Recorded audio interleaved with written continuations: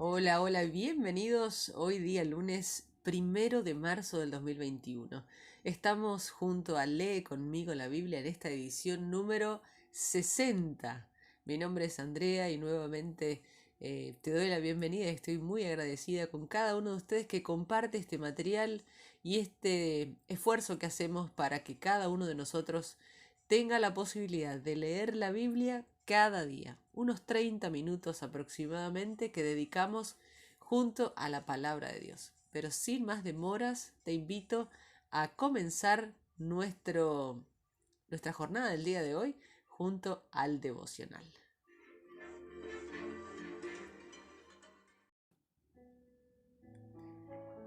Y nuestro devocional se titula Se abrieron mis ojos.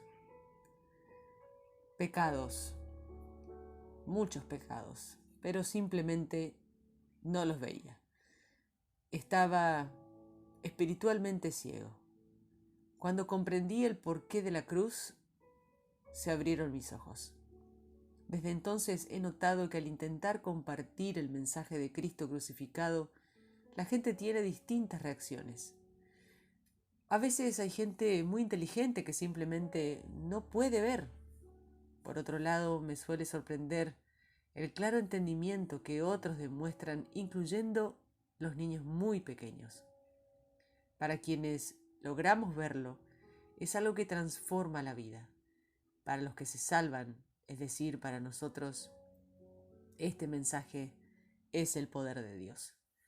Me resulta fascinante cómo el pasaje de hoy del Nuevo Testamento, después de que Jesús explicara su muerte, se nos presenta la historia del ciego Bartimeo, que recibió la sanación de su vista.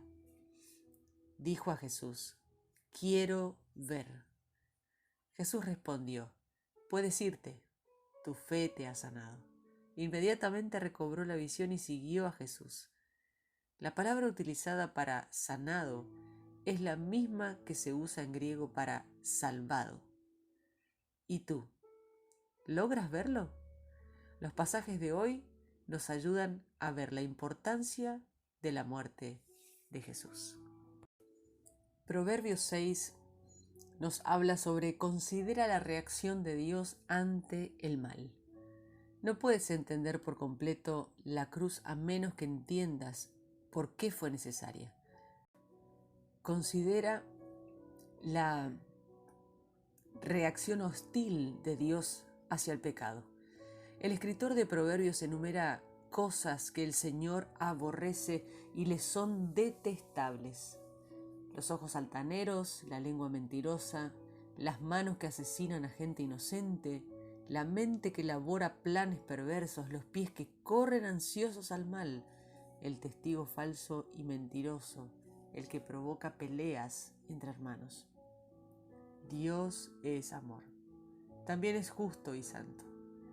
El tipo de pecado enumerado aquí causa un daño enorme en nuestra vida, la vida de los demás y de la sociedad. Tomemos, por ejemplo, a una persona que siembra discordia. Piensa cuánto daño puede ejercer una persona que produce división en una familia o en la iglesia, el vecindario o la nación. El odio de Dios no es como el nuestro.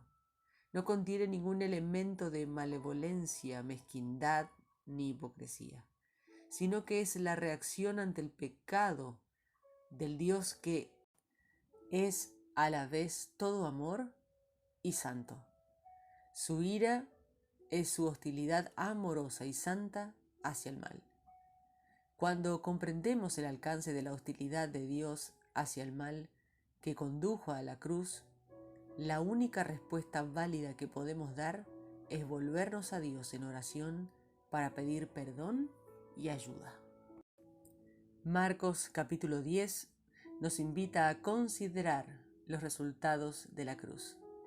Si Jesús te preguntara, ¿qué quieres que haga por ti?, ¿cuál sería tu respuesta? En este pasaje Jesús realiza esta pregunta 2 veces. Los discípulos dan la respuesta equivocada y Bartimeo la correcta. Él dijo: quiero ver.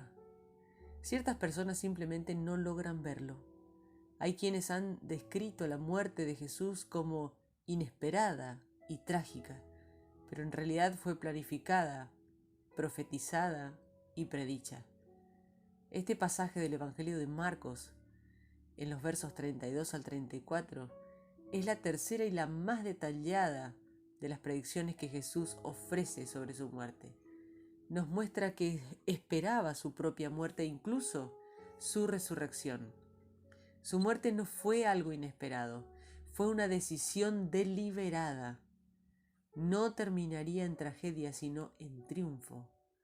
Además, tenía una clara comprensión del propósito de su muerte y los resultados de la misma, porque ni aun el Hijo del Hombre vino para que le sirvan, sino para servir y para dar su vida en rescate por muchos. El trasfondo de la comprensión de Jesús sobre su propia muerte incluye Isaías 53, uno de los pasajes sobre el siervo sufriente. Aquí vemos una prueba clara de que Jesús veía su propia muerte como la del siervo sufriente. Sufriente. ¿Por qué Jesús vino a este mundo? Entendía que el propósito completo de su misión era sufrir. Era la razón por la que vino, a dar su vida por ti y por mí. Siervo. Jesús utiliza la expresión para servir. Se veía a sí mismo como el siervo. No vino para ser servido, sino para servir. La expresión para dar su vida hace eco de las palabras de el siervo en Isaías 53:10. Ofreció su vida en expiación.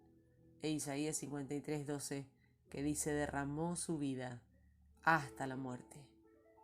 Salvador. La palabra rescate, utilizada en Marcos 45, se utiliza para prisioneros de guerra y esclavos. Significa el precio pagado por la redención. Se paga para liberar a los cautivos. La muerte de Jesús en la cruz te salva a ti y a mí, haciéndonos libres. Sustituto. La palabra que se traduce como por en Marcos 10:45 es la palabra griega anti, que significa en lugar de y sugiere la idea de sustitución.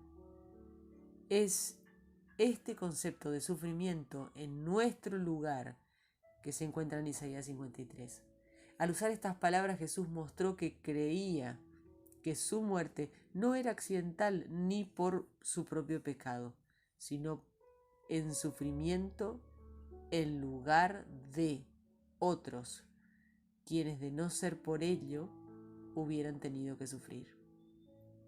La palabra muchos, utilizada en Marcos 10:45, se usa en Isaías 53, versos 11 y 12, para describir a los beneficiarios del sacrificio del siervo. Esta es una palabra clave en Isaías 53. Más aún, Jesús entendía su propia muerte a la luz de la metáfora de la copa, presente en el Antiguo Testamento. El Antiguo Testamento habla de la copa de la ira de Dios contra el pecado. Jesús habla de la copa que yo bebo. Se vio a sí mismo bebiendo en lugar nuestro de la copa de la reacción hostil de Dios contra el pecado. Por su muerte y resurrección, Jesús derrotó al pecado, al mal y a la muerte. Como resultado, podemos ser perdonados, liberados de la culpa, la vergüenza y las adicciones. Puedes estar seguro del triunfo final del bien sobre el mal. No tienes por qué temer al futuro. La muerte misma ha sido derrotada. Cuando Jesús preguntó a sus discípulos, ¿qué quieren que haga por ustedes? Estos dieron una respuesta incorrecta. Querían posición. Para los líderes cristianos siempre es una tentación competir entre ellos por alcanzar una posición más prominente. Somos llamados a seguir a Jesús, a servirlo a Él y servirnos unos a los otros. La ambición espiritual no es algo malo, pero es posible tener el tipo incorrecto de ambición. Podría ser algo tan sutil como buscar nuestra propia gloria en lugar de ambicionarla para Jesús. Él dice, el que quiera hacerse grande entre ustedes debe ser su servidor. Por supuesto, para la mayoría de nosotros, la mayor parte del tiempo, nuestras motivaciones están mezcladas. Cuando somos tentados, como los discípulos, a buscar nuestra propia posición, proyección, promoción, paga y popularidad, Jesús nos dice 6 palabras. Entre ustedes no debe ser así. Somos llamados a servir porque el servicio es el patrón de Jesús. Las vestiduras del auténtico discipulado no son las túnicas de color púrpura que un emperador, sino la corona de espinas de nuestro Salvador. Consiste en la cruz, no en un trono. Es una vida entregada por los demás. Sigamos el ejemplo de Bartimeo, quien clamó a Jesús implorando misericordia. Jesús siempre responde cuando clamamos pidiendo misericordia. Bartimeo pidió recuperar la vista. Se le abrieron los ojos y vio a Jesús. Pide hoy a Dios que se abran tus ojos para ver a Jesús y entender todo lo que ha hecho en tu favor a morir en la cruz por ti. En Levítico capítulo 5 al 7 aprendemos sobre considera el motivo de su muerte. De nuevo vemos aquí el trasfondo de la comprensión de Jesús sobre su propia muerte. El sacrificio por la culpa conlleva pagar una pena por el pecado, la cual lleva al perdón e implica el derramamiento de sangre. Anticipaba lo que Jesús haría en la cruz por ti y por mí. A medida que comenzamos a entender el trasfondo del Antiguo Testamento y la gravedad de nuestro propio pecado, empezaremos a comprender más y más la grandeza del sacrificio de Jesús hecho en nuestro lugar, cuando cargó en su propio cuerpo la reacción hostil de Dios por nuestro pecado. Hizo posible que nosotros fuéramos perdonados y pudiéramos experimentar la vida en toda su plenitud. Nuestra experiencia debe ser similar a la del ciego Bartimeo. Nuestra ceguera no ha sido física, sino espiritual. Al igual que él, clamemos, Jesús, ten misericordia de mí. Y entonces recibiremos la vista y seguiremos a Jesús. No fue algo que se ganara por sus propios méritos. Fue un regalo que recibimos por fe, así como Jesús le dijo a Bartimeo, puedes irte, tu fe te ha salvado. Iniciamos nuestra lectura en el libro de Proverbios capítulo 6, versos 12 al 19. El perverso y despreciable anda siempre diciendo mentiras. Guiña los ojos, hace seña con los pies, señala con los dedos. Todo el tiempo está planeando hacer el mal y arma líos en todas partes. Pero de repente el desastre vendrá sobre él y será destruido sin remedio. El Señor odia 6 cosas. Mejor dicho, hay 7 cosas que Él detesta. Los ojos orgullosos, la lengua mentirosa, las manos que matan gente inocente, el corazón que planea hacer el mal, los pies que corren a hacer maldades, el falso testigo que hace mentiras y el que causa problemas entre hermanos. Marcos capítulo 10, versos 32 al 52. Iban por el camino a Jerusalén y Jesús caminaba delante de ellos. Sus seguidores estaban asombrados y los que iban detrás de ellos estaban asustados. Jesús tomó aparte otra vez a los 12 y empezó a decirles lo que iba a pasar. Escuchen, estamos camino a Jerusalén. El Hijo del Hombre será entregado a los jefes de los sacerdotes y a los maestros de la ley, y ellos lo condenarán a muerte. Después lo entregarán a los que no son judíos, quienes se burlarán de él, lo azotarán, le escupirán y lo matarán. pero 3 días después resucitará. Santiago y Juan, los hijos de Zebedeo, se acercaron a Jesús y le dijeron: Maestro, queremos que hagas lo que te pedimos. Jesús contestó: ¿Qué quieren que haga? Ellos dijeron: Concédenos el derecho de sentarnos contigo en la gloria de tu reino, uno a la derecha y el otro a tu izquierda. Jesús respondió: Ustedes no saben lo que están pidiendo. ¿Están dispuestos a beber de la misma copa de sufrimiento que yo voy a beber? ¿O pueden ser bautizados con el mismo bautismo que yo voy a recibir?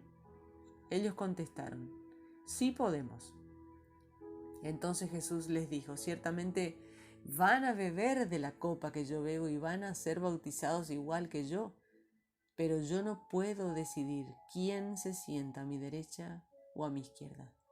Dios ya tiene listos esos puestos para los que Él decidió.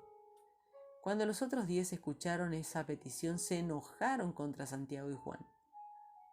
Pero Jesús los llamó y les dijo: Ustedes saben que a los que gobiernan entre las naciones les gusta mostrar su poder. A sus principales dirigentes les gusta ejercer su autoridad sobre la gente. Pero entre ustedes no debe ser así. Más bien, el que quiera ser más importante entre ustedes debe hacerse su siervo. El que quiera ser el número 1 entre ustedes debe ser el esclavo de todos. Porque ni aun el Hijo del Hombre vino a que le sirvan, sino a servir a los demás y a dar su vida en rescate por muchos. Luego llegaron a Jericó.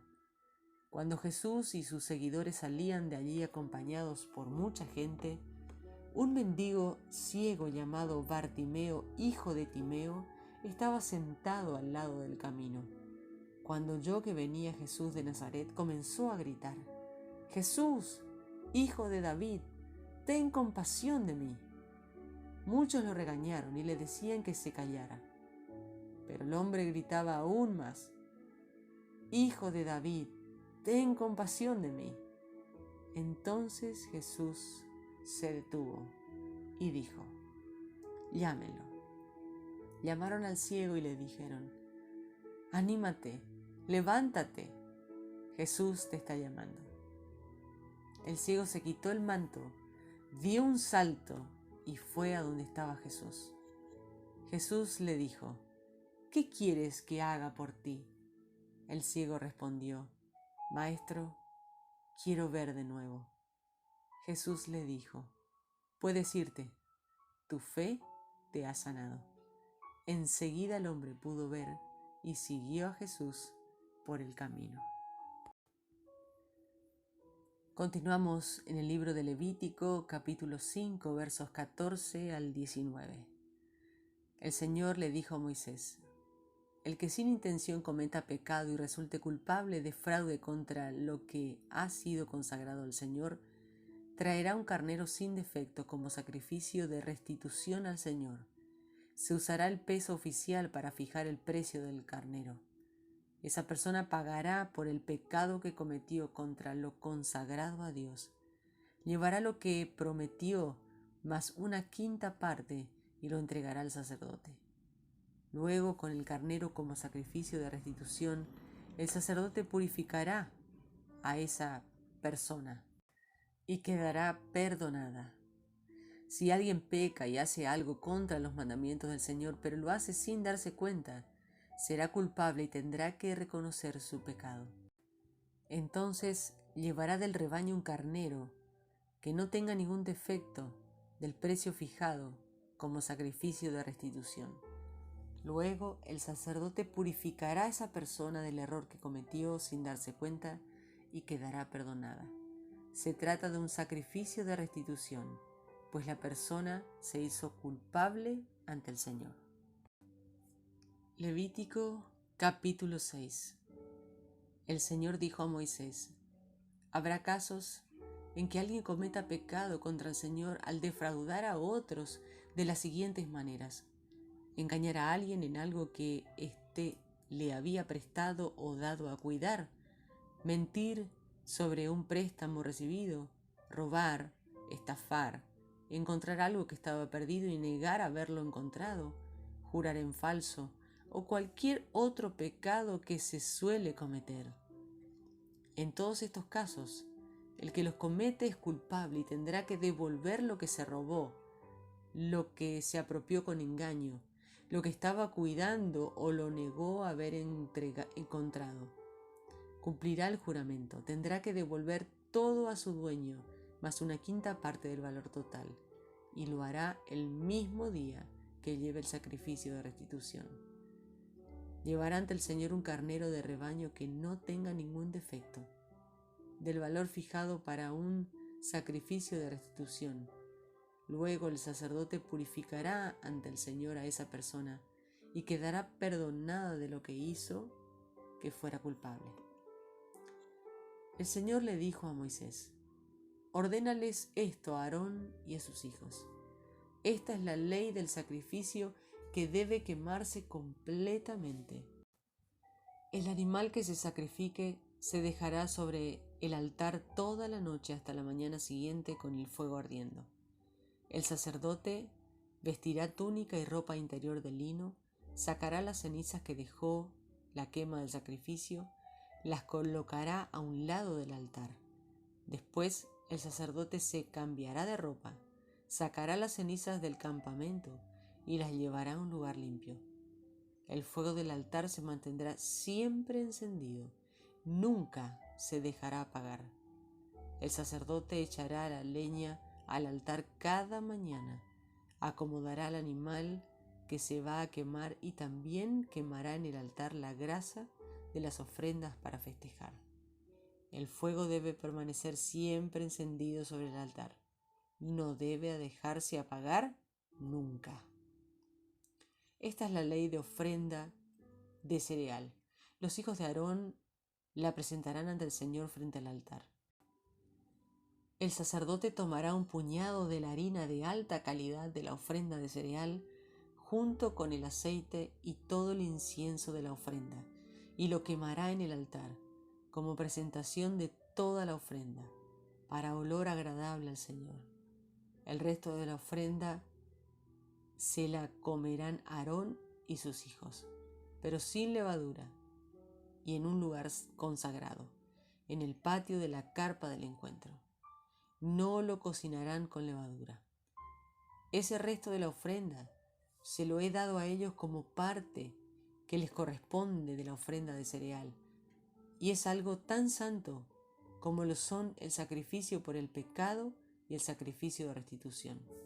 Así que de generación en generación todos los hijos varones descendientes de Aarón podrán comer la parte que le corresponde a ellos de las ofrendas quemadas al Señor. Todo lo que toquen esas ofrendas quedará consagrado. El Señor le dijo a Moisés: esta es la ofrenda que Aarón y sus hijos presentarán al Señor el día en que sean consagrados. 2 kilos de harina de la más alta calidad como ofrenda de cereal. Ofrecerán la mitad por la mañana y la mitad por la tarde, permanentemente. La prepararán con aceite en un sartén y luego la presentarán bien mezclada, tajada en pedazos como ofrenda de cereal de olor agradable al Señor. Así es como el sumo sacerdote descendiente de Aarón preparará la ofrenda de cereal. Esta es la ofrenda que siempre se ofrecerá al Señor y se quemará completamente. Todas las ofrendas que hagan los sacerdotes serán quemadas completamente y no se podrán comer. El Señor le dijo a Moisés: dales a Aarón y a sus hijos esta ley respecto a los sacrificios por el pecado. El animal que se ofrezca al Señor como sacrificio por el pecado será degollado en el mismo lugar donde se degüellan los animales que se van a quemar, pues es algo muy sagrado. El sacerdote que ofrezca el sacrificio por el pecado se comerá el sacrificio en el lugar consagrado, en el patio de la carpa del encuentro. Todo lo que toque la carne del sacrificio quedará consagrado, y si la ropa llega a quedar salpicada de sangre, entonces hay que lavar la ropa en un lugar consagrado. Además, Se romperá toda vasija de barro en la que haya cocinado el animal del sacrificio por el pecado, pero si se cocinó en vasija de bronce, solo habrá que restregarla y lavarla con agua. Todo varón que pertenezca a la familia del sacerdote puede comer de la carne del sacrificio por el pecado, el cual es muy sagrado. Pero si la sangre del animal del sacrificio por el pecado fue llevada a la carpa del encuentro y empleada para purificación en el santuario, no se podrá comer la carne, sino que el sacrificio tendrá que quemarse en el fuego. Levítico capítulo 7 versos 1 al 10. Esta es la ley para el sacrificio de restitución, el cual es muy sagrado. El animal del sacrificio de restitución se degollará en el lugar donde se degüellan los animales del sacrificio, que deben quemarse completamente, y su sangre se derramará por todos los lados del altar. Se tendrá que ofrecer toda la grasa del animal, de la cola, la que cubre las vísceras, los riñones y la grasa que los cubre, o sea, la que está junto a los lomos, y la parte de la grasa del hígado se sacará junto con los riñones. El sacerdote quemará todo eso sobre el altar como ofrenda de comida para el Señor, pues es un sacrificio de restitución. Todos los sacerdotes podrán comer de él, aunque en un lugar consagrado, pues es algo muy sagrado. El sacrificio de restitución es como el sacrificio por el pecado. La ley es igual para los dos. Lo ofrecido será para el sacerdote que esté a cargo de presentar el sacrificio. La piel del animal que se ofrezca en un sacrificio debe quemarse completamente. También será para el sacerdote. Igualmente, toda ofrenda de cereal que se haya horneado o cocinado en una cacerola o en un sartén será para el sacerdote que esté a cargo de presentar la ofrenda. Pero toda otra ofrenda de cereal, ya sea seca o amasada con aceite, pertenecerá a todos los hijos de Aarón por partes iguales.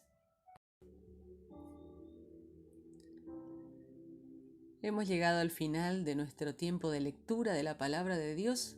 Te invito a cerrar este momento con una oración. Señor misericordioso, que conoces nuestra lucha para servirte, acude en nuestra ayuda y vuélvenos otra vez a ti. Cuando el pecado manche nuestra vida y ensombrezca nuestro corazón, por medio de Jesucristo, nuestro Señor. Señor, abre mis ojos para verte en forma más clara, amarte con más devoción y seguirte mucho más cerca. Señor, gracias por abrir mis ojos para entender la grandeza de tu sacrificio en mi lugar. Gracias porque nunca podré ganar el perdón, sino que solo puedo recibirlo como un don mediante la fe. Ayúdame, como a Bartimeo, a seguirte y dar mi vida en servicio a ti y a los demás. Amén.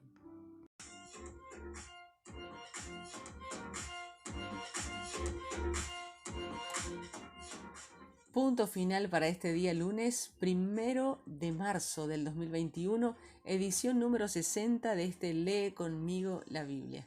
Mi nombre es Andrea, me despido de todos ustedes dándole gracias a Dios por esta oportunidad maravillosa y también a ustedes que comparten conmigo este material. Ya saben que lo pueden difundir por las redes sociales o con quien quieran y por supuesto es una maravillosa oportunidad para bendecir también a otros.